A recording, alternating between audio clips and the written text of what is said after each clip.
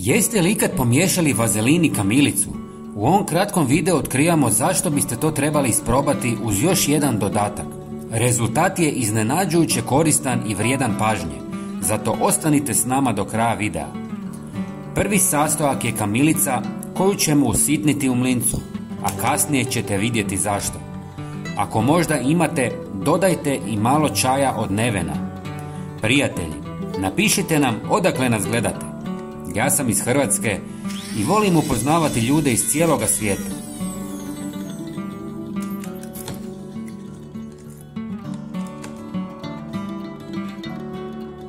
Ova dva sastojka još jednom usitnite kroz sito kako biste dobili još finiji prah.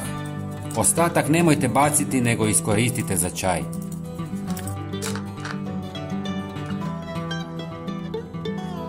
Sada dodajte malo vazelina i sve dobro promiješajte.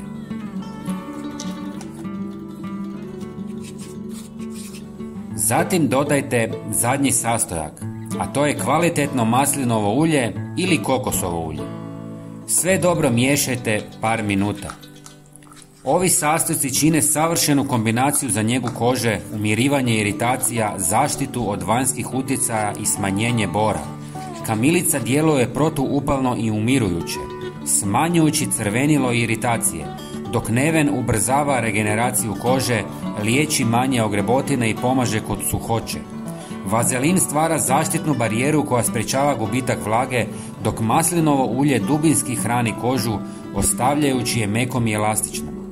Također, pomaže kod suhe i ispucale kože, ublažava svrbež i bol te štiti od pucanja kože na hladnoći. Možete je koristiti kao univerzalnu maz za ruke, laktove ili pete, ali i za njegu usana.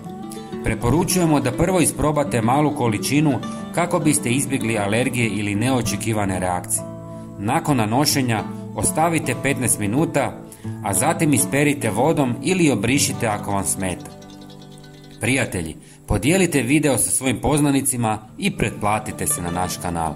Potpuno je besplatno i vaša podrška nam znači puno. Hvala vam i pozdrav!